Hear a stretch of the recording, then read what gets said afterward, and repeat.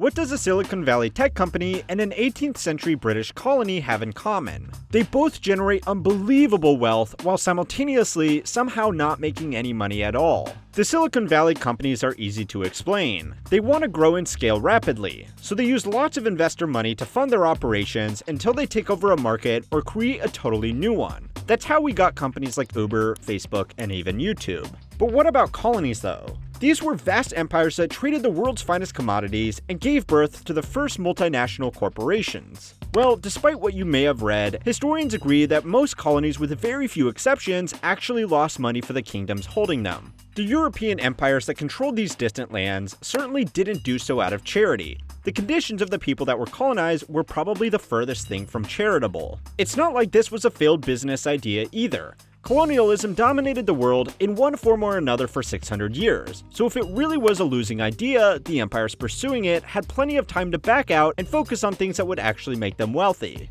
So why then did they continue in a business that lost them money while bringing untold misery to millions? Well, it's time to learn how history works to discover what really went on in the age of the empires. The age of colonialism started with an ambitious young Portuguese prince, the aptly named Prince Henry the Navigator.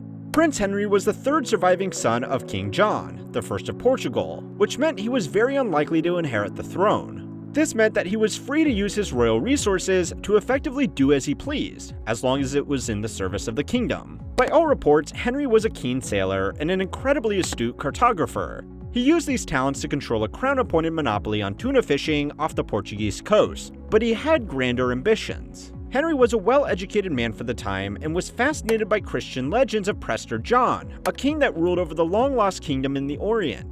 He most likely knew that the stories were a mere legend, but he also knew of the wealth trade routes that ran through Africa and into Asia. Even as early as the 15th century, Europeans craved tea and spices from the east, but since nobody had yet sailed around the tip of Africa, the only way that these precious commodities made its way to Europe was along the Silk Road. The Silk Road was a network of land-based trading routes stretching from the Pacific Ocean in the east all the way to the Middle East and Africa to Europe in the west. Getting direct access from the African arm of this trade route would mean that Portugal could go from the last European country in line for tea and spice to the first. And if he could find the long-lost kingdom of Prester John, then that was all the better. Henry was just 21 when he and his father captured the northern African port of Ceuta. The kingdom had gone after this port because it was used as a base for Barbary pirates, a loose term used for sailors who would raid fishing villages along the Portuguese coast to capture prisoners to sell into the African slave trade, an industry that Portugal itself would learn from all too well. Regardless of its tactical advantage, Henry saw the port as an excellent jumping-off point for further exploration down the west coast of Africa. The prince would commission a new type of vessel, a small but maneuverable sailing ship called a caravel. These ships and their iterations made ocean travel fast beyond the Mediterranean. Columbus's fleet was actually comprised of the Santa Maria, and two of these caravel-style ships that were purchased second-hand from Portugal. The Kingdom of Portugal would profit off taxes levied on trade journeys back and forth between Africa, but the cost of conquering and holding these ports far outweighed the revenues. The kingdom was happy to pay this price, because it offered them protection from pirates and gave them access to a new population to introduce to Jesus. This made them no money, but not all empire building was about what made sense on a balance sheet. Today, America has roughly 750 military bases spread across 80 foreign nations, which comes at a cost of billions of dollars a year. It doesn't do this because there's any way to make money from stationing troops in every corner of the world. It does it because it expands their influence and their ability to defend their interests abroad. The port cities made sense. They were great positions of strategic coastal defense, but the more far-flung trading posts started as little more than feats of explorations for the sake of exploration, a 15th century equivalent of a moon landing. But 40 years later, those newly discovered lands would start to pay dividends as the Pope declared a papal bull, the Catholic Church equivalent of a royal decree that gave the Portuguese the right to enslave pagans from across their newly discovered outpost. The outposts themselves would still run at a loss, but if church-approved free labor could be returned to Europe, then it was worth fortifying these positions. Fast forward another 40 years, and a Spaniard by the name of Christopher Columbus discovered the New World. Discovered a new world that had already been inhabited, but that wasn't an important detail to them for now. What was important was the abundance of valuables they found, or at least what he promised he'd find. After a bit of island hopping in the Caribbean, Columbus found himself on Hispaniola, modern-day Haiti in the Dominican Republic, where he found gold, parrots, spices, and, well, humans that he had brought back home to Spain. Before he left, he set up a stockade that he called La Navidad, which directly translates to Christmas, and charged 39 men to protect it ahead of his return.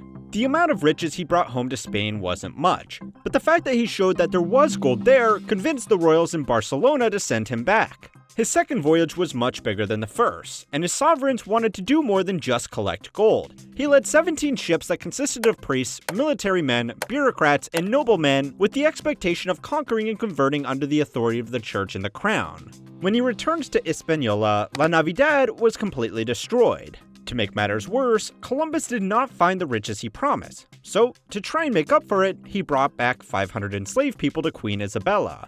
To his surprise, the queen was horrified by the gift and returned the slaves to the explorers. Columbus returned a couple more times to the New World. Time after time, he never discovered the gold he was looking for. That didn't make his expedition a failure, though. The following years saw the conquistadors from Spain and Portugal make way to the New World, spreading Catholicism and taking control of more territory. Nobles in Spain were able to use the power of the crown to claim rights to the conquered territory for their own business purposes. The new landowners weren't interested in continuing the businesses of the people in Latin America, but instead wanted to make a quick buck to boost their main lines of business through a newly tapped revenue source. Even though land in one region might be great for agriculture, a wealthy Spaniard might repurpose that land for raising cattle.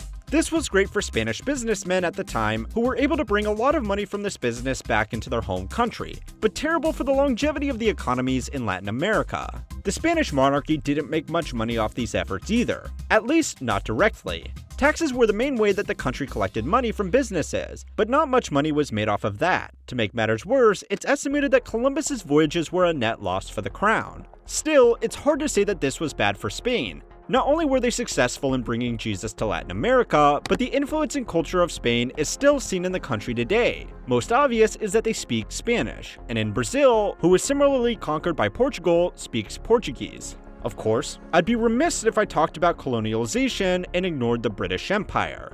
In the 17th century, Great Britain and France were becoming competitive over their economies and military capabilities. France's idea was to go head-to-head, turning it into a game of who can develop better admirals, build the stronger military ships, and execute a better military strategy. Great Britain saw this a little different, and they decided to acquire their capabilities. By 1670, Great Britain had established their presence in the American colonies, and the East India Company established trading posts in India, Penang, Singapore, Malacca, and Labuan. Now, I should mention that nearly all of these early settlements arose because of the interests of companies in England, not because the British Crown asked to do so. The British government wouldn't provide their galleons and military might for nothing, though. The Navigation Act of 1651 created a closed economy between Britain and all its colonies. If you created something in America and wanted to export it, you could only send it to Britain. If you wanted to import from anywhere, you could only import from Britain. This closed economy did not make the crown that much money when you consider the cost of establishing these settlements to begin with, but the corporations that participated were criminally profitable. For the crown, this was fine.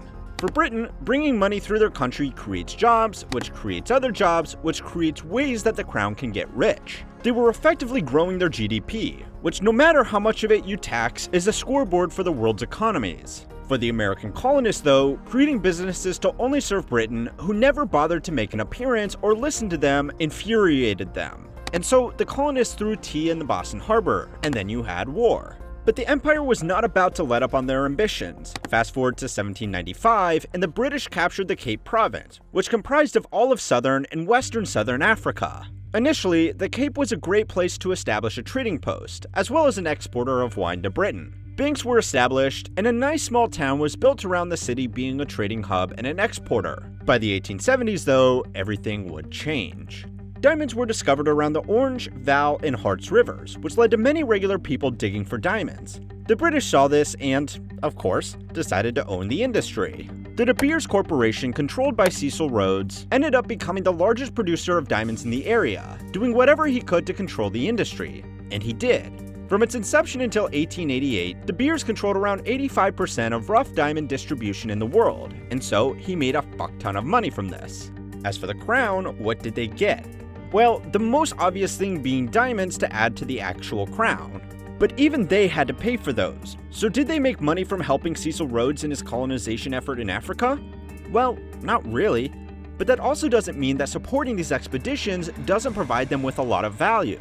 Outside of the money that a country can make, it can also spread its name around the world, letting people know who they are, and even fulfill their missions of spreading Jesus. Still, that doesn't mean that these expeditions never provided economic value to Great Britain.